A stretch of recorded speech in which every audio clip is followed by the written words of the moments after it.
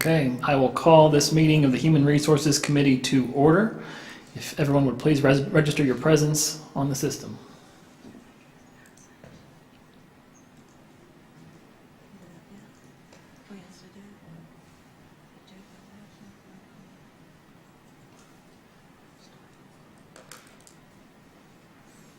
There are 11 members present, 1 absent. A quorum has been established. We will now have the emergent. I'm sorry. Sorry, I made a mistake. I got 2 absent. I didn't get the sheriff. All right, there are 10 present, 2 absent. A quorum is established. We will now move on to the emergency announcement. Sorry. There are 9 present, 3 absent. A quorum has still thankfully been established. Yes. So we will now move on to the emergency announcement. Very good.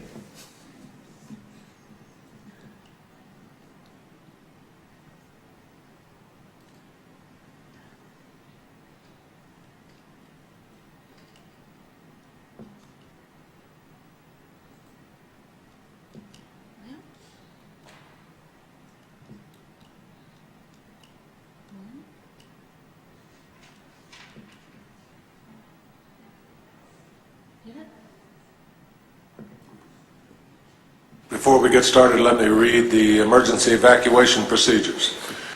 In the event of an emergency evacuation, an alarm will sound. Everyone should exit the building by way of the nearest stairwell in a safe and effective manner. If the nearest stairwell is blocked by smoke, use the other stairwell. Do not use the elevator. Once you have reached the main floor, follow the exit signs to exit the building and quickly proceed away from the building. Please be mindful of others evacuating and of emergency vehicles.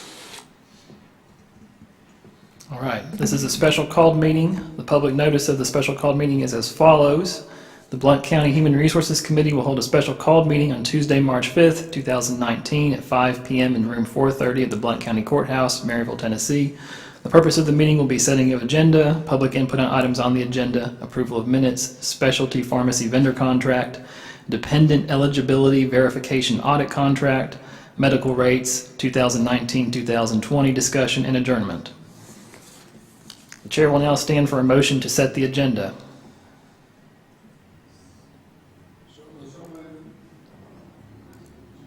All right, there is a motion by Commissioner Hammondtree, a second by Commissioner Stinnett.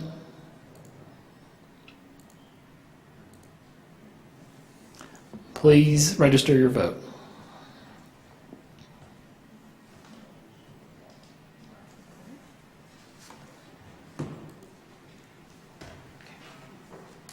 Start voting right there. You're welcome.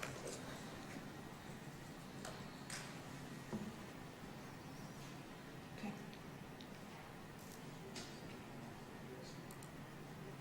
All right, the motion passes with 9 yes votes. The agenda is approved. We will now move on to item B, public input on items on the agenda. Is there anyone from the public wishing to speak on items on the agenda? Seeing none, we will move on to item C, new business. Item C1 is the approval of the January 2nd, 2019 minutes. Is there a motion to approve the minutes? Moved by Commissioner Hammondtree, and the second was Director Britt. All those in favor, please register your vote.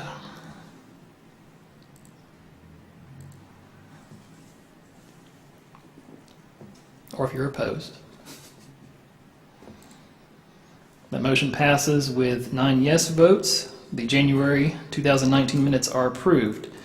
We will now move on to item C2, the specialty pharmacy item, and we will recognize Director Johnson to present this item.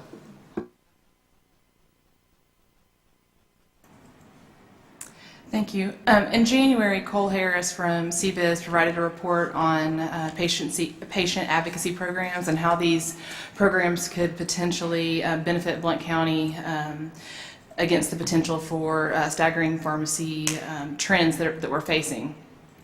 So we were asked in the last meeting to bring back a proposal, and Cole Harris is here to make that presentation. If you'll recognize him. All right, Mr. Harris, you have the floor. Thank you, Chairman.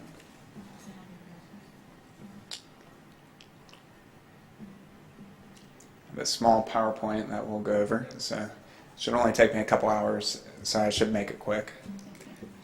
I'm kidding. Let's see here.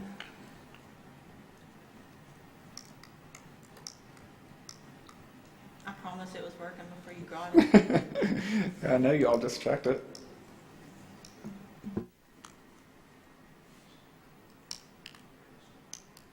Yeah, well, that worked.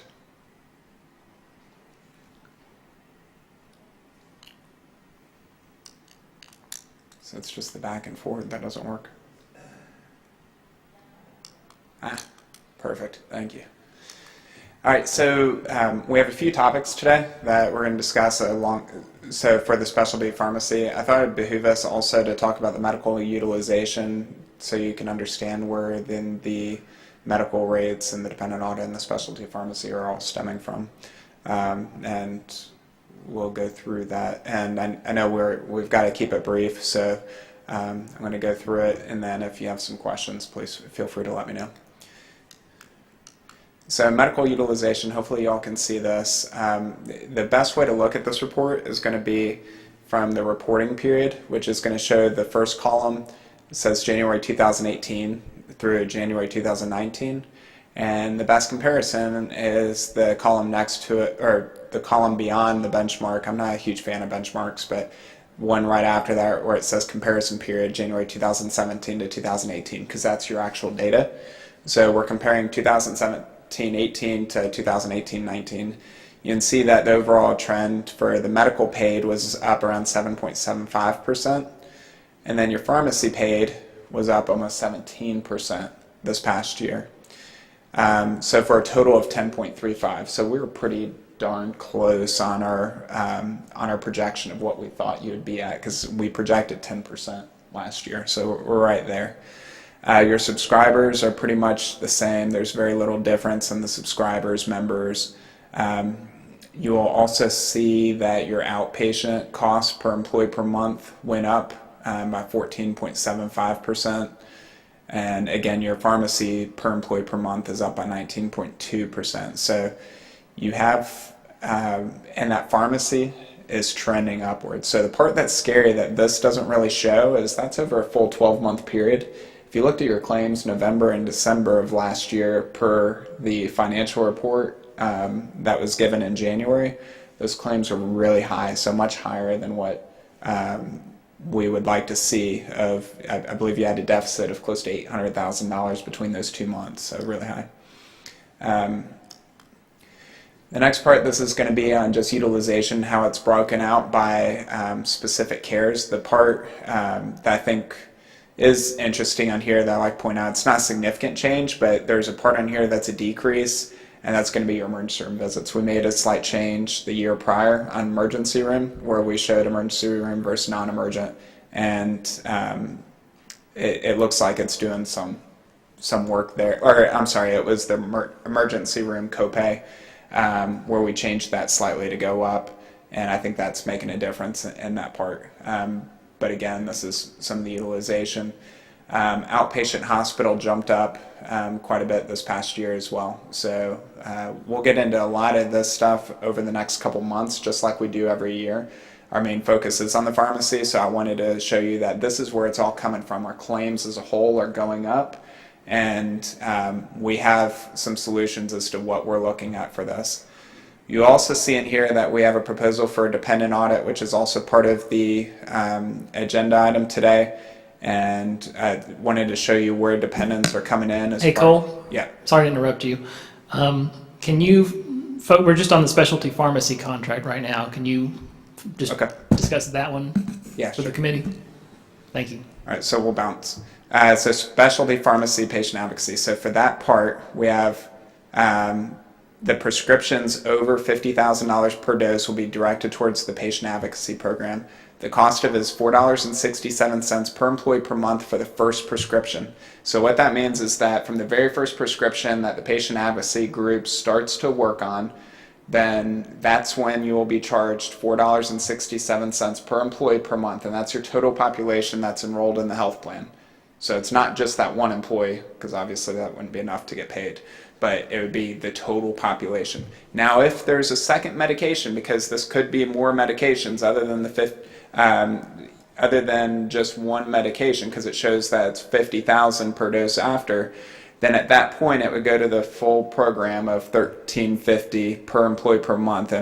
But I will tell you that $1,350 per employee per month would still be enough to offset any kind of additional costs that you'd be incurring by having that prescription. So it'd save for that amount.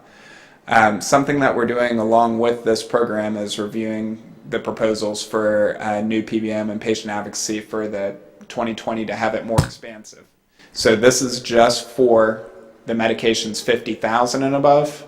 In January of 2020, we'll be focusing lower than $50,000 for a greater population. So this, again, the pricing only occurs if you have a medication on the plan. Due to HIPAA, I can't say whether or not anything on specifics of anything on there. So you could have multiple people on there, you could have no one on there. But it is possible. That's how the cost works out, is based on when someone is taking the medication. That's when the part will go into place. And as my final bullet point on here is showing, we are also reviewing proposals to align with this as part of this overall theme over the last couple of years in pharmacy of new pharmacy benefit managers, along with even a greater scope of patient advocacy for 2020.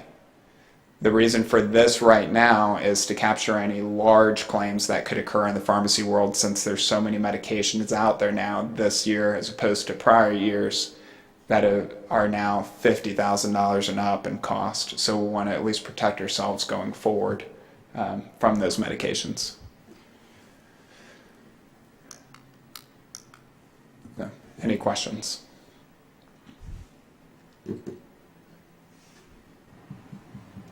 Mr. Graves? Thank you, Mr. Chairman. Can you explain where that $4.67 and the $13.50 come from? Thank you. Mm-hmm. Yeah, so $4.67 is a vendor that we found that will do a smaller subset of prescriptions. So they're saying that we will charge, their normal fee is $13.50 for a small grouping of prescriptions. They're saying to you that, hey, if we're going to let you all basically try us out with the one medication for the first medication, and then if it does go to where you need more than one medication, then it will go to more. But the way that vendor works is they're the ones that will guide that patient to find patient advocacy avenues so that the medication is covered at no cost to the member. And it doesn't cost Blount County anything at that point as well. Director Britt? Thank you, Mr. Chairman. Cole, can you sort of give us a scenario? What's that look like at the point of contact? Does my question make any sense? It absolutely does. So the way it would work is, and again, these are only specifically medically administered type of medication, so it doesn't go through the pharmacies at all. These medications are provided in the hospital type setting. And so the way it would work is whenever they're going through pre-authorization period, the pre-authorization, the hospital would check with Allegiance and say, all right, how is this medication covered? The Allegiance would say it's not covered under your plan design.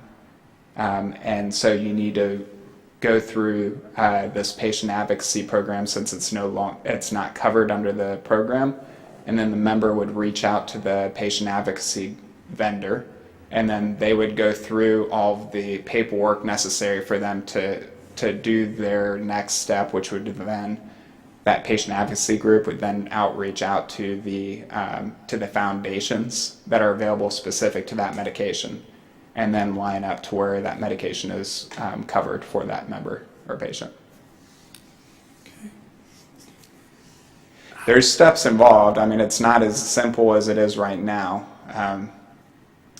but it also can save a lot of money on there too.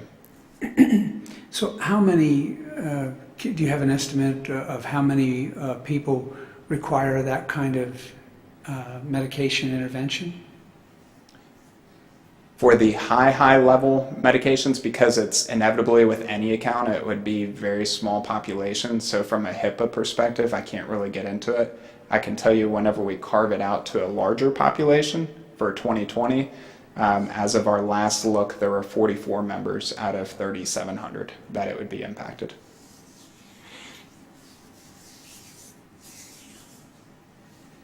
Did you have a number? And there's not an opportunity to opt out. I mean, you're right. If you opt out, then the person would be 100% responsible for the cost. That's what I needed to know. Thank you. Other questions? Mr. Graves? So the employee pays the $467 per month, The county would at that point. just for that one person, not the entire. For the whole 3,500. 1,700 employees. Thank you. Any other questions?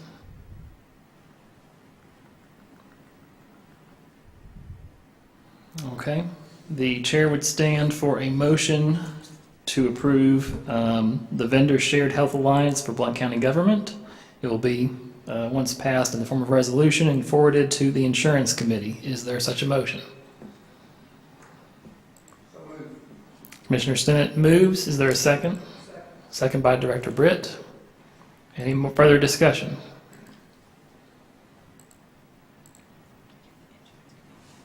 Mayor Mitchell, you are recognized.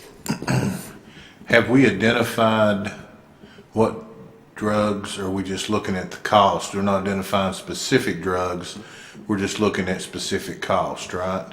Yeah, because quite frankly, the type of drug is irrelevant to us. It's just more of the cost that we're worried about. So we want to focus on just all medications over $50,000 per dose. Okay. Any further discussion or questions? Seeing none, we will now vote on the motion to approve the Vendor Shared Health Alliance for Blount County Government and forward to the Insurance Committee.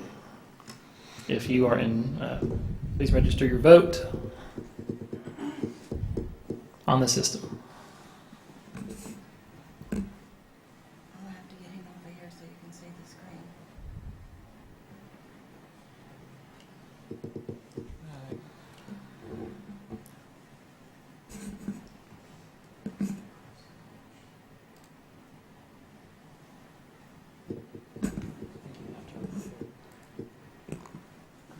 All right, the motion passes with 9 yes votes. We will now move on to item C3, which is the Dependent Eligibility Verification Audit Proposal.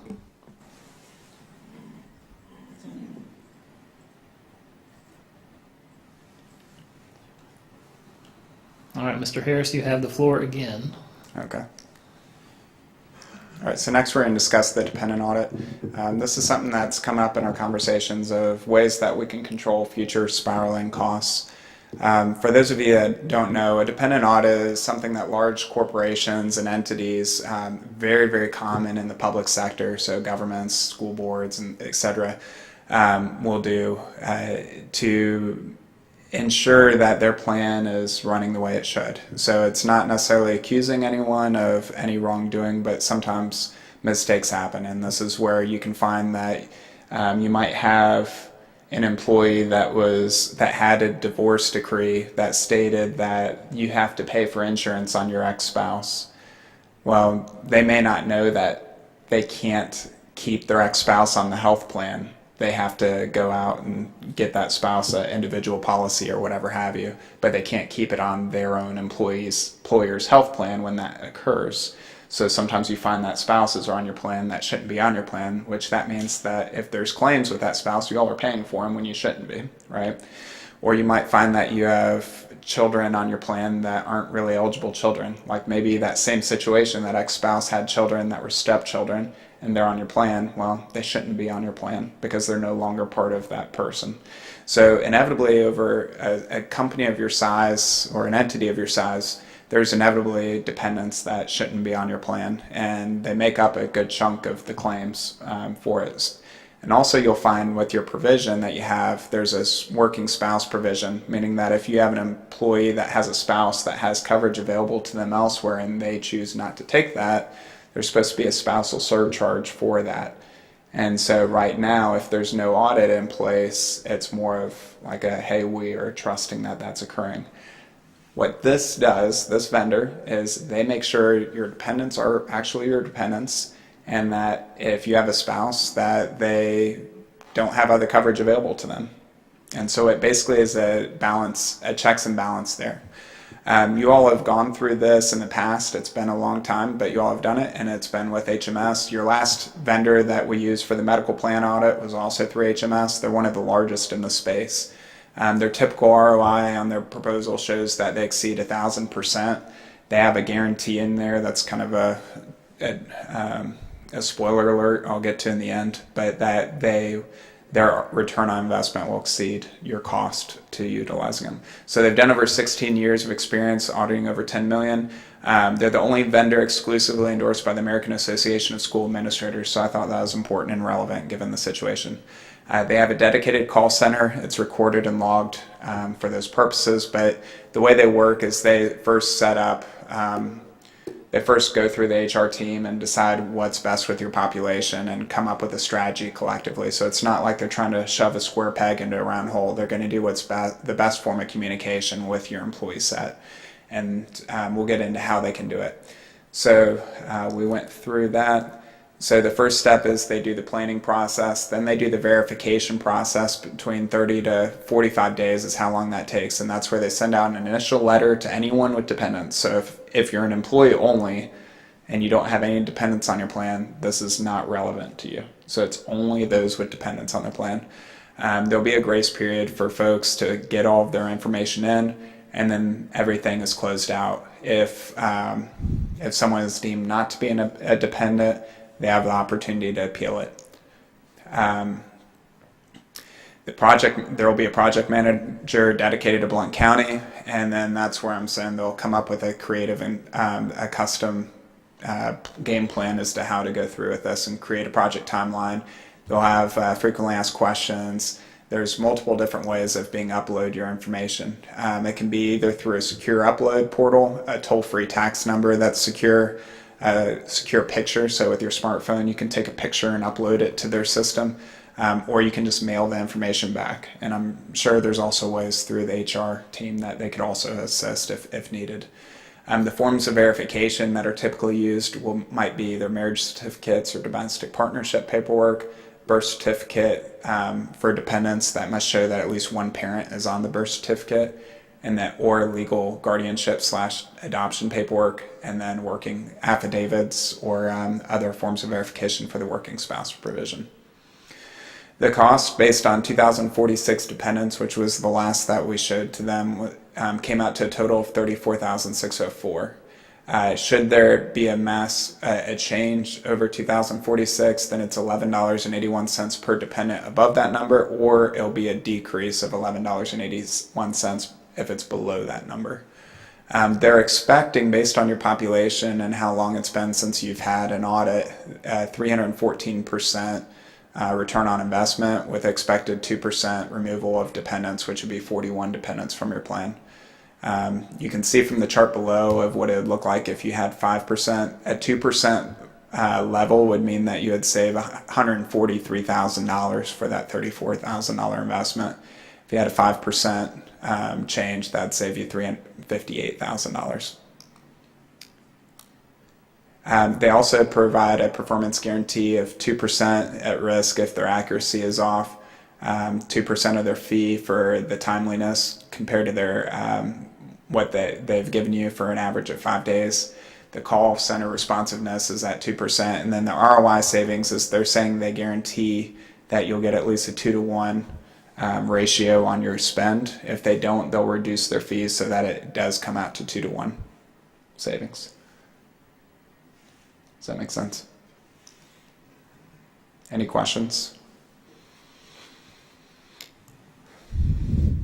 It is steps for the employees. but it is a way that we've found that is a very good way to control costs when you look at the claims of the dependents and in general. Are you fine? Cole, I have a couple of questions. On the typical versus moderate versus conservative, is the typical in there as what most organizations that do this realize? Are they trying to temper expectations by saying conservative is here just in case it comes back? Yeah, and there's a lot of factors that go into it. A typical, you all are a bit unique and compared to a normal private sector employer. And as from a standpoint that a lot of private sector employers that would do this that are large in nature typically have multiple sites across the country. So it's easier to kind of game the system a little bit because you don't really have a lot of oversight from that part of it. You may not have the typical type of return because, I mean, you're a small community, so everyone's going to kind of know everyone. So it's a little less, not as likely for that to occur. But it does happen still because you still have 3,800 total members on your policy. So I imagine, Jody, it's impossible for you all to keep up with every single one of them. But I'd say it's to temper expectations, but in their typical book, that is what they get. And I've seen that on manufacturers and some of the other places in the market. Okay, thank you. Can you also talk a little bit, I know that it's not proposed to do this on an ongoing basis, but how does what would the cost look like to do an ongoing for new hires? I would have to check with you on that. For this particular type of exercise where you're doing it all at once, it's good to do that probably once every 5 years. As an ongoing help, that would kind of be a different scope and maybe even a different vendor. It's something that, like CBIZ, we have a division that does something like that as well. It's just a different kind of assisting tool with the HR team. Okay, thank you. Does anybody else have any questions? All right, the chair will stand for a motion to approve the audit and forward to the insurance committee. Is there such a motion? Moved by Commissioner Hammondtree. Is there a second?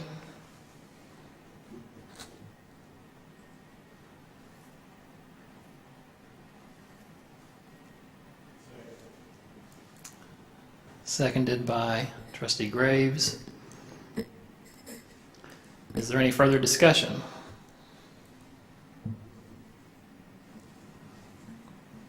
Seeing no further discussion, we will now vote. Vote yes to approve and forward to the insurance committee. Vote no, not to approve.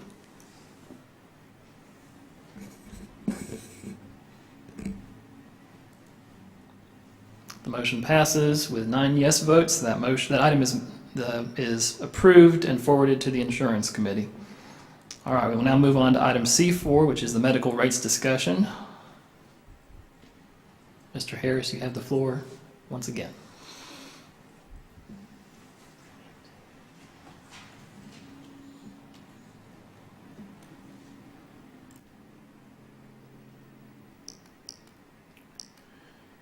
All right, thanks. Thank you, Chairman.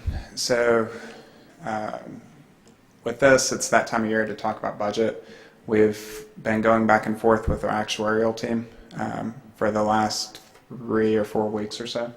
And so they have all of your data, your fundings, your revenues, expenditures, reports, your claims, everything that you have, all of your changes with your fixed costs. And from that, based on the current claims, your claims have spiked over the last quarter, as we found in the revenues and expenditures platform. So the last couple months have looked better, but the previous 3 were pretty rough. And so at that pace, for 2020, our actuaries would recommend a mid-level increase. So what they do is they provide a low recommendation, a mid-level, and then a high recommendation. So if you just want to be ultra conservative, there's the high. We usually will stick with the mid-level and go with that as the recommendation. So based on current claims, the recommendation is 15.4%. If the claims continue as they have since November of 2018, we are telling you there would be a funding deficit where you'd have to dip into plan fund of 6.7% for the remainder of 2019. So the part that we don't know is you have a couple of, we want to watch this. The last 2 months are looking better, but if they were to continue like they were in November and December at $400,000 deficits each, then we definitely want to keep an eye on that to see if maybe we need to put money in, because we don't want to go into the deficit for that. And we have state requirements of where we need to be at and everything else. We don't want to go in the backwards for that. So then we looked at, I went back and forth with our actuaries of, hey, 15% is extreme. Obviously, you're self-funded, so the claims are the claims. I can't really negotiate with them like you can, like a Blue Cross fully insured. I can't say, hey, let's bring it down to 1, because at the end of the day, it's still your claims. So then the question is, what can we do to stymie this and bring it to where it's more realistic and in line with what we're used to? And so we talked about our plans already with the patient advocacy, and we discussed, well, we are looking at this patient advocacy of a broader rollout in January of more specialty medications. And it would also involve another vendor for the pharmacy, because our current vendor won't allow the patient advocacy program, so we have to use a different program for January. That's why we have to wait till January, because we'd have to change pharmacy benefit managers. So with our initial review already, we found, we're still ongoing in this process, but we found a vendor and advocacy program that would essentially be about a $600,000 reduction over your current vendor by going to that route in January, which would then allow us to reduce the planned increase to 9.25 if we go that direction. So let's see. So I think that that's the worst case scenario of the 600,000. But I think it's a pretty good opportunity there to keep costs in line and not have, and the 9.25% is even less than last year's then at that point. So I think we can do things after this, and that may be where we can start really controlling claims costs and the future trends as we go forward with these different programs that we're doing to drive. There's a lot of neat new things out there now that we are exploring to be able to really focus on that claim spend part of it.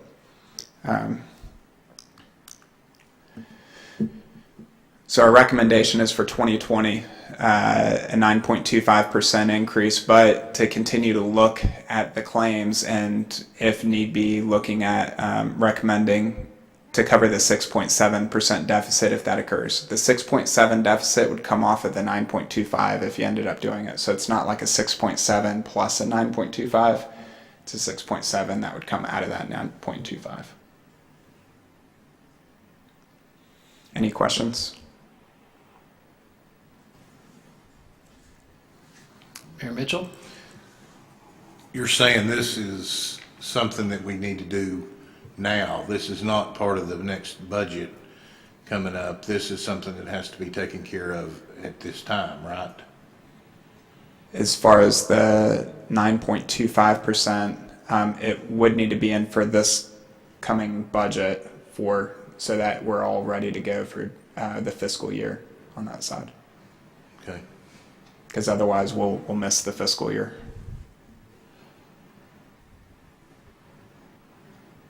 And this is just one of those odd anomalies of having a calendar year plan but a fiscal year budget. So we have to kind of plan way in advance. What does 9.25 equate to? How much money is that? You have...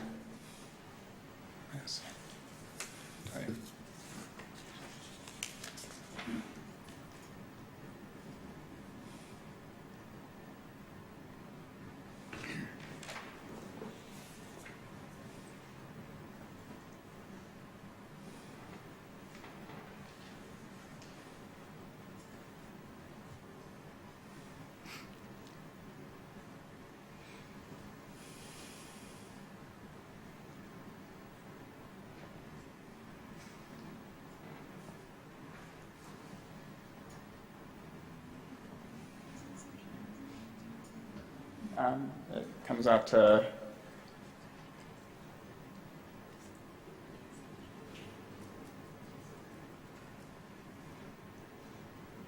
looks like 1.3 million roughly. That's all I have. Commissioner Crowe? Yeah, I want to make sure I understand these numbers. So the first line says, based on current claims that we expect to happen in the next 12 months, we think it's going to go up at a rate of 15.4%. Right now, we're saying we see an increase and we are going to be in a deficit of 6.7 for the remainder of 2019, which would be about 6 months. Am I understanding what you're saying? You're saying right now, at this rate, we are losing, we will be underpaying by 6.7. But we're projecting next year we will be behind 15.4. So I think you may have caught a typographical error on my part. So these recommendations, the 15.4 is for 12 months in January, December of 2020, right? So that's where we have to figure out, because you're on a fiscal year, of backing into it from that side. So if you wait until January of 2020 to do anything, you would need to do if you did nothing else. So if we made no changes to your pharmacy program or anything else, you would need to put in place a 15.4% increase that goes into effect January 1st. Outside of that, so it's really two different buckets, Commissioner. So you have that bucket, and then step aside from that for a minute and just know that as of right now, because of our funding, our claims have shocked and gone a little bit higher than we expected in the past quarter. We have to be watching the claims bucket this year too, and just see it. And as of right now, if it continues, we could run a deficit from July to December of 6.7%. So that 6.7% is just for the rest of the calendar year from July to the end of this year. So our current deficit for what we're spending and what we've taken in this year is? Would that be a good opportunity? So as far as the fiscal year side, the fiscal year, do you want? I have Dina's. And I can run these numbers later if that's what the committee would rather me do. But I just want to make sure, because I think I'm going to have to vote on this here in a little bit, and I want to make sure I understand it. Fully understand. Oh, your mic is on. Go ahead. Okay. I think right here is a good segue for us to ask for the latest financial report to kind of go. This will maybe make me and Commissioner Crowe understand this a little bit better. I really would like to see the financial report and hear that, and that will give us the numbers that I think we're looking for. I think that makes sense. So, Is that? Go ahead, Director Johnson. Thank you, Mr. Chairman. I do have the latest financial reports, and Dina Finley, our county manager, is here to speak to those. If you would like to recognize her, Mr. All Chairman. right, please come up to the podium.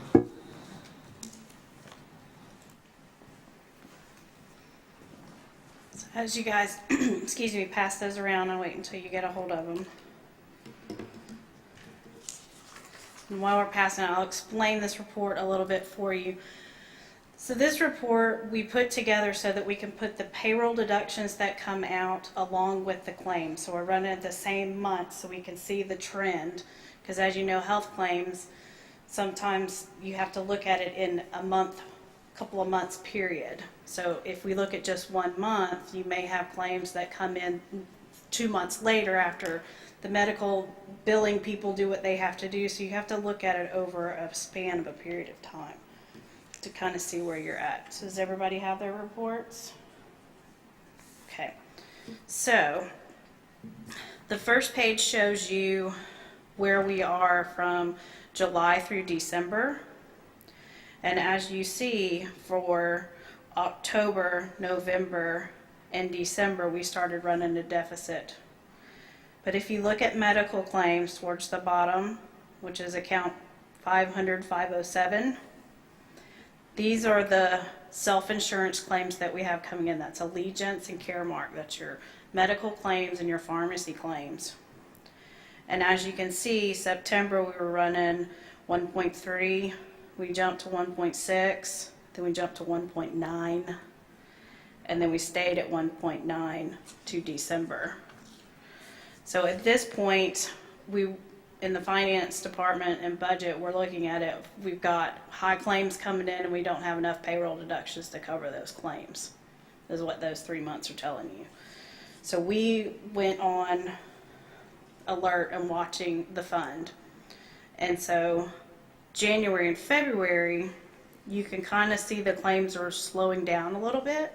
And there's a lot of scenarios behind the scene that I can't explain for you of how those medical claims go up. We either have really sick people, they've met, maybe the stop loss. There's other variables within there. But so to look at this, if we continue this trend of October, November, and December, we're going to be in rough roads there because we're not going to have enough that we appropriated in our budget to cover running at a 1.9 claim rate every month. So if they go down where we see January and February, we might be okay for the year.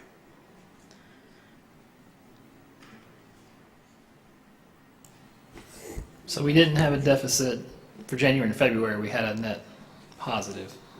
Yes, we did have a positive for January and February. Okay.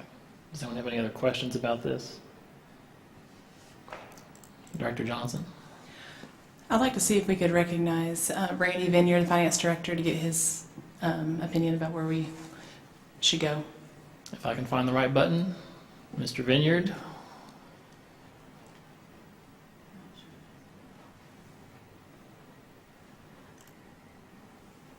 Thank you, Mr. Chairman. The concern we have, I think, has been enumerated. We're a little cautious about what our experience on claims have been to this point. My recommendation, no disrespect to Cole, this is the information that they're giving us. I think we need to adopt a rate of 9.25% now, so that we can incorporate that into the budget proposal that we'll be making to County Commission. If the actuary's estimates come out correct at 6.75% or 6.7%, the money will already be in the fund. We'll still have it as working capital for those months that we know we're going to have claims that exceed premiums, or the premiums, the revenue stream coming into the health insurance fund.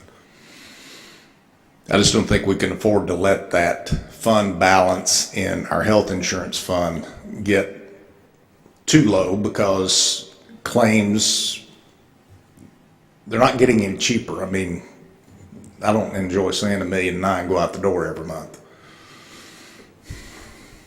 But we've got to make sure that the plan is financially solvent, so that when people do have need to have their claims paid, we don't have to worry about where we're going to get the money.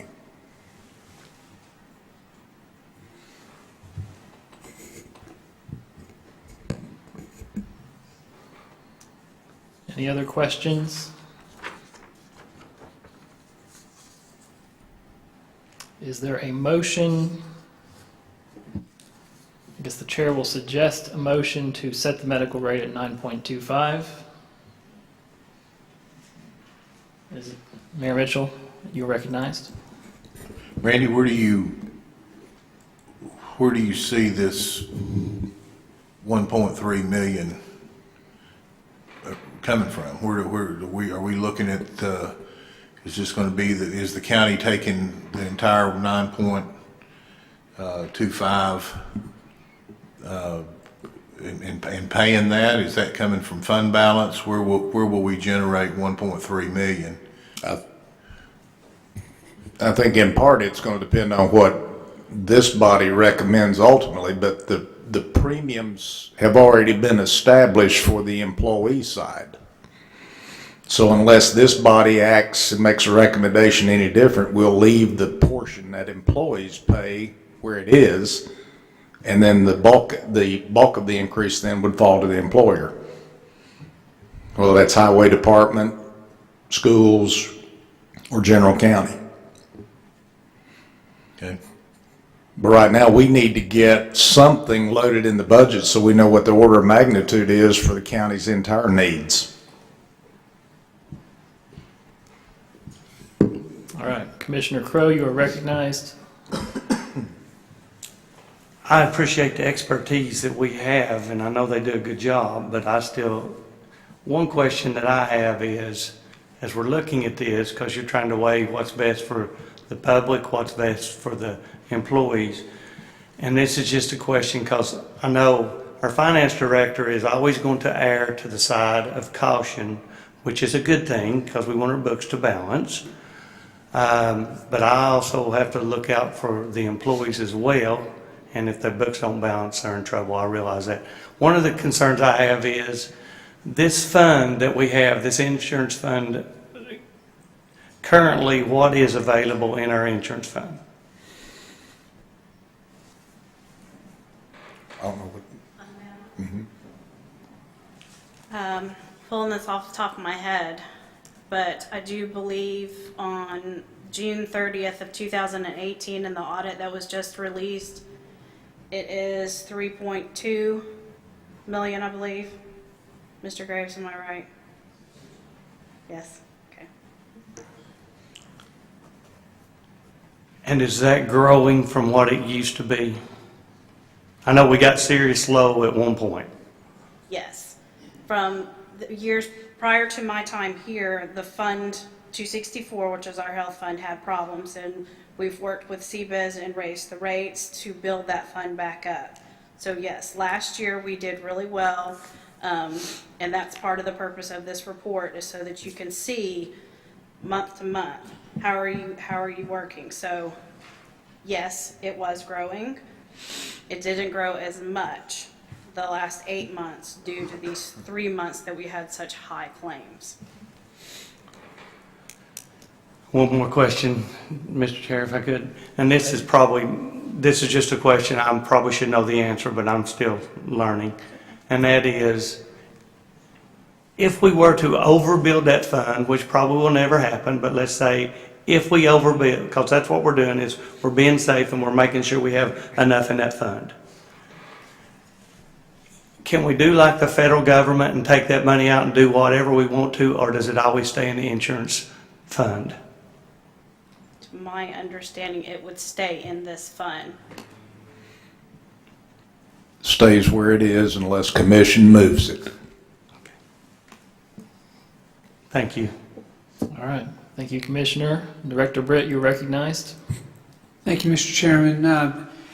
Could Randy, do you know what the percentage is between what the employer provides in the insurance and what the employee pays for insurance? What's that percentage? Is it 90-10? Is it 80-20? Or what? If you allow me a ballpark, I want to say it's 82-18, 83-17, somewhere along in there, employer versus employee. And the numbers you're talking about today are just in aggregate. It makes no assumption. The mayor's question was, to me, and my response was, until this body and/or commission changes that, the bulk of any increase falls to the employer. Yeah.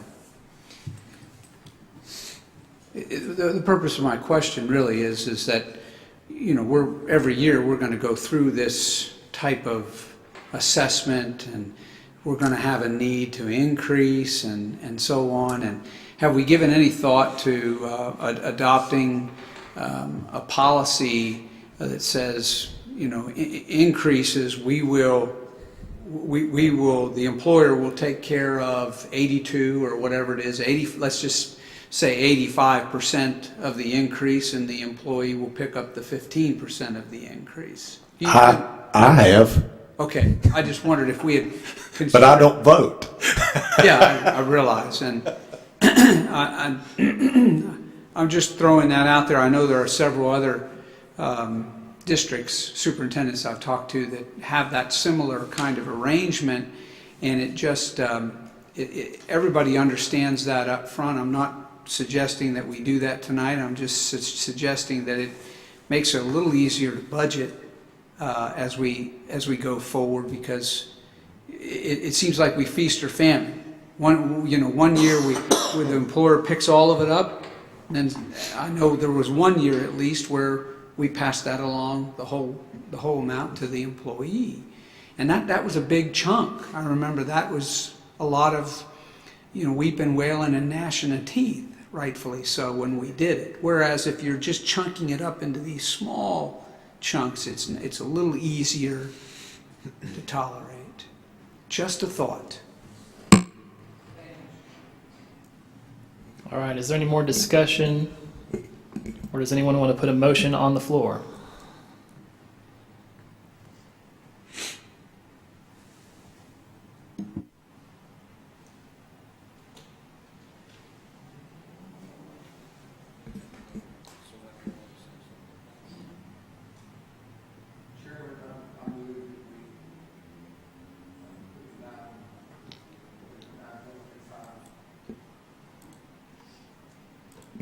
All right, there's a motion by Commissioner Stinnett. Second by Commissioner Hammondtree.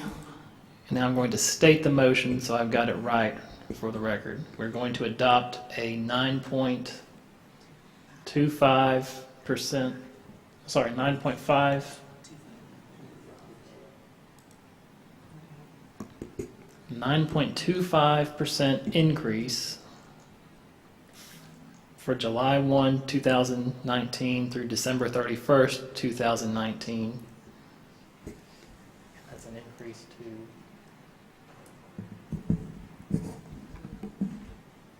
for the employer.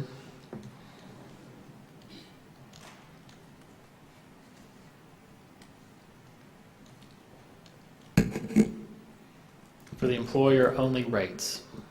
All right, so the motion is to adopt an increase of 9.25% for July 1st, 2019 to December 31st, 2019 to the employer-only rate. We now have discussion. Trustee Graves, you're recognized.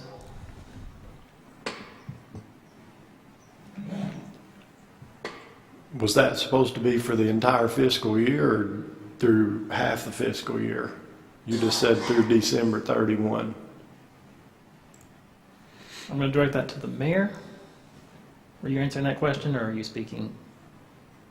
If I'm understanding Cole's presentation, this gets us to January 2020, is that right? Because you're on calendar year. Insurance works on a calendar year, not on the fiscal year or how we do it. Where our budget is July to June, our healthcare and the way you do business is January to December, correct?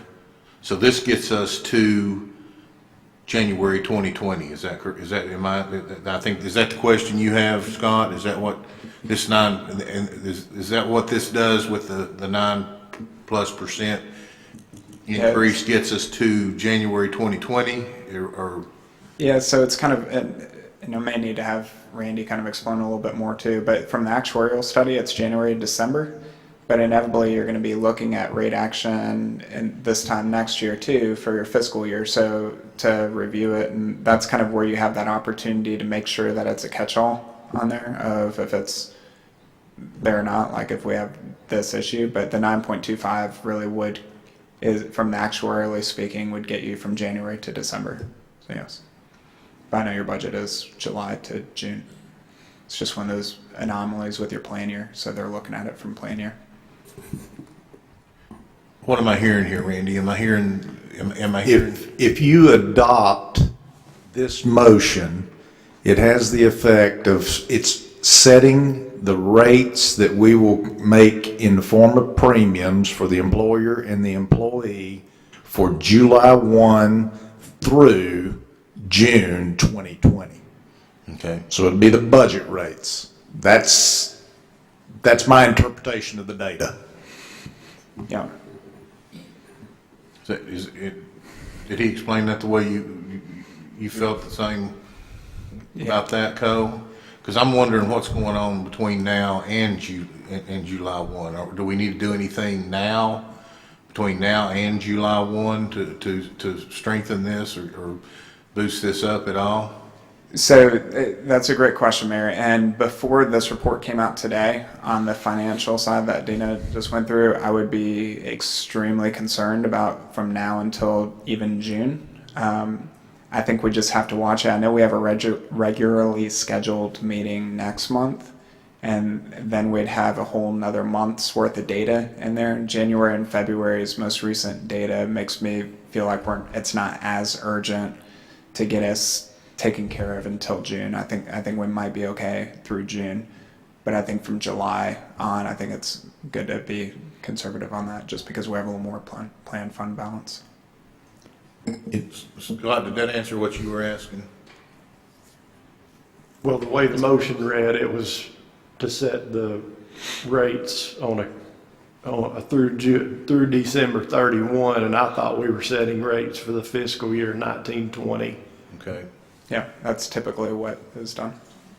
So we need to revisit see if the motion may be. All right, so the motion right now is to adopt it 9.25% from July 2019 through December 2019. Is there an amendment to the motion? I'll make the amendment to make that through June 30, 2020.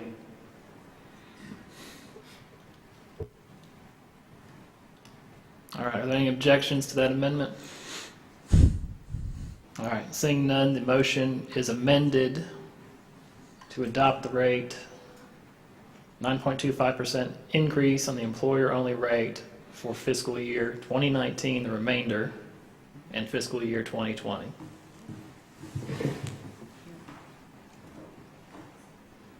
Or is that for the 2019 through 2020 fiscal year?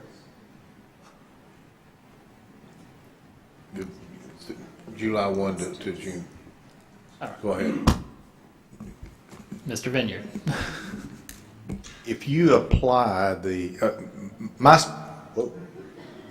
my suggestion is you adopt premiums that reflect a 9.25% increase and don't address the employer-employee piece right now. If the way the motion is stated now, you would only be increasing the employer portion of the premium. It takes the employer and the employee piece to make up the premium. Am I confusing you? The premium is not just what the employer pays, and it's not just what the employee pays. The premium is the total, the sum of the two.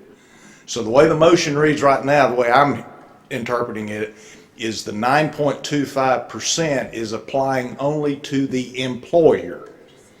My suggestion is that you adopt premiums that reflect a 9.25% increase for fiscal 2020.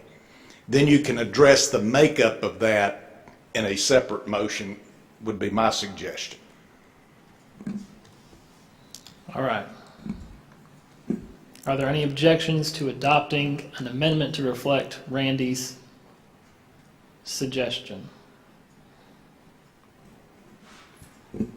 All right, seeing none, the motion will be to adopt a premium rate increase that will reflect a 9.25% increase for the fiscal year beginning July 1st, 2019 through June 30th, 2020. All right, that will be the amended motion. Is there any further discussion on the motion, which will be forwarded, if approved, to the Budget Committee? Seeing no further discussion, we will now take a vote. Please register your vote.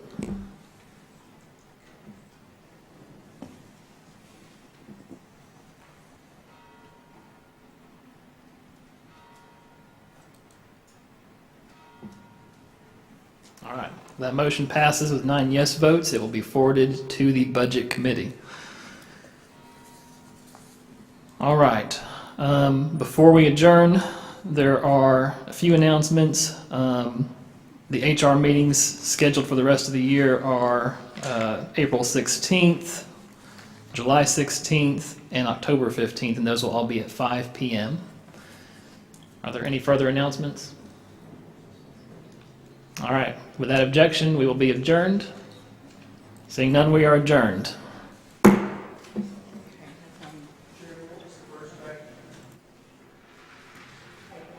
April 16th. April 16th.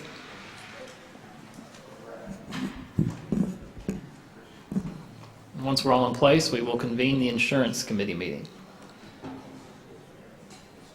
So Insurance Committee members, please register your presence.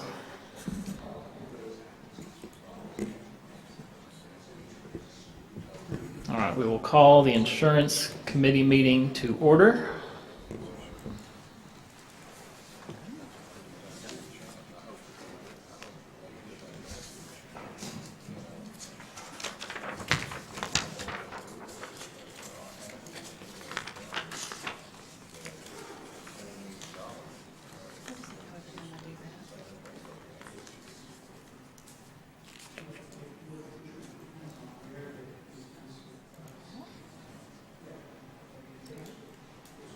All right, there are 5 members present, so a quorum has been established. Can we dispense with the emergency announcement? Yeah, we can have. We will dispense with the emergency announcement without objection and move on to the setting of the agenda. Is there a motion to approve the agenda as published? Commissioner Carver moves, Commissioner Hammondtree seconds. Seeing no discussion, we will now take a vote on the setting of the agenda.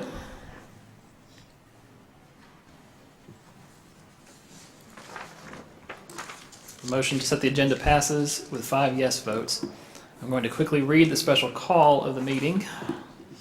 The Blount County Government Insurance Committee will hold a special called meeting on Tuesday, March 5th, 2019 at 5:45 p.m. in room 430 of the Blount County Courthouse, Maryville, Tennessee. The purpose of the meeting will be setting of agenda, public input on items on the agenda, approval of minutes, specialty pharmacy vendor contract, dependent eligibility verification audit contract, and adjournment. All right, we will now have public input on items on the agenda. Is there anyone from the public wishing to speak on items on the agenda? Seeing none, we will move on to new business, which is the approval of the January 2nd, 2019 minutes.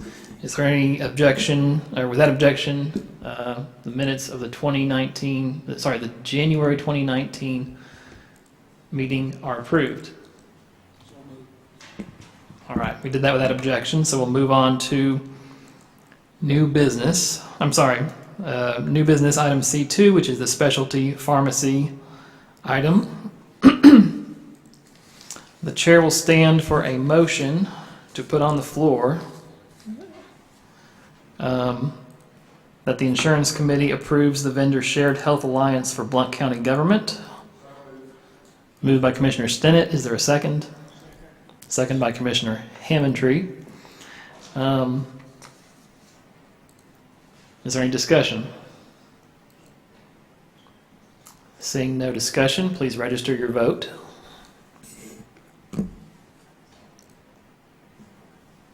Motion passes. That item will be forwarded to the commission workshop. That will be that will be forwarded as a resolution to the commission workshop. Moving on to item C3, dependent eligibility verification audit proposal. Is there a motion to approve the audit? Moved by Commissioner Stinnett. Is there a second? Moved by Commissioner Carver. Is there any discussion? All right, the motion is to approve this. This is an information-only item that will be forwarded to the commission workshop. Please register your vote. There are 5 yes votes. That item is approved. Are there any announcements?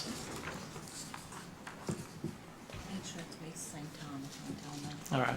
There are the same dates for the Insurance Committee. They will meet on April 16th July 16th, and October 15th. Seeing no other announcements, without objection, we will adjourn.